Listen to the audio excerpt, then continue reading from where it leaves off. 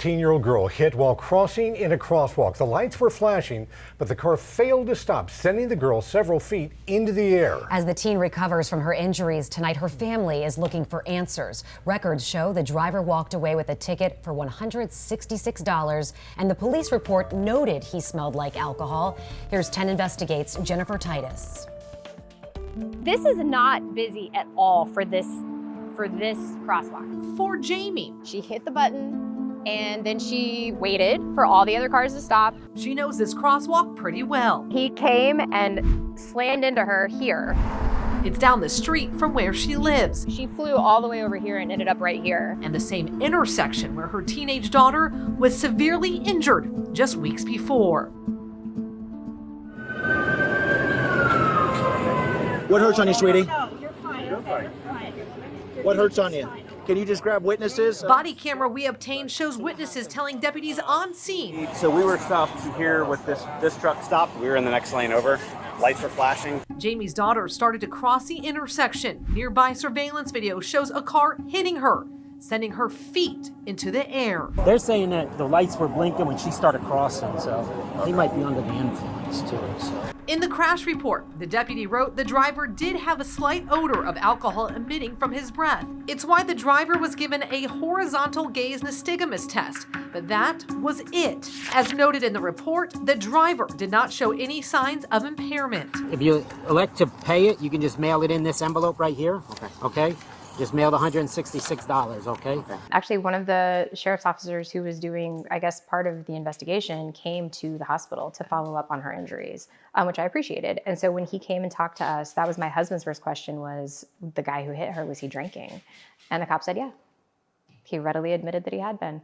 And they admitted they could smell alcohol, and that really floored us. That then he told us, he said, yeah, and he got a $166 ticket for that.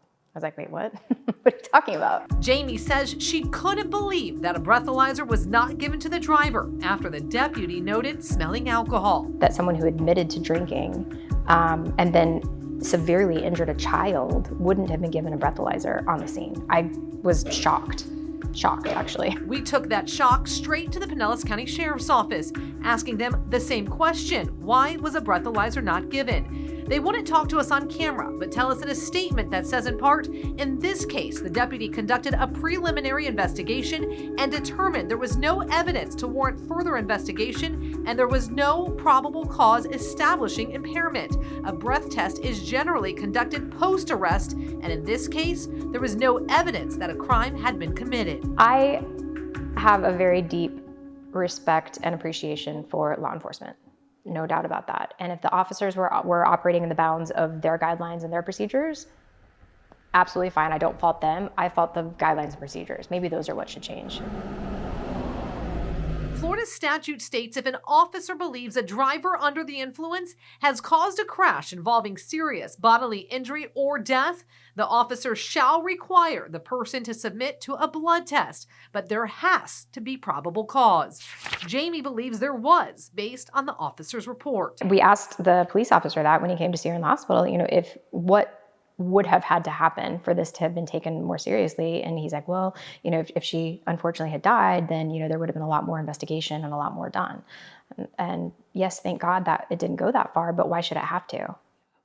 For there to be a change. We also uncovered a petition where another Florida mother is pushing to change that statute and remove the probable cause requirement after her son Clayton was killed in a crash. The driver never had a toxicology or breathalyzer test done. There were so many good Samaritans that helped her. It was amazing. One of her shoes ended up over here in the retention pond. For Jamie, she hopes that lawmakers look at the petition and incidents like the one involving her daughter. You guys are going to all children's? And make changes. I did check your eyes, like I said. I could smell a little of the alcohol coming from your breath when I first made contact with you. This could have turned out a lot worse, okay? And Jamie's daughter continues to recover from her injuries. Mothers Against Drunk Driving also supports changing the statute. We'll keep you updated on the push for changes. Jennifer Titus, 10 Investigates.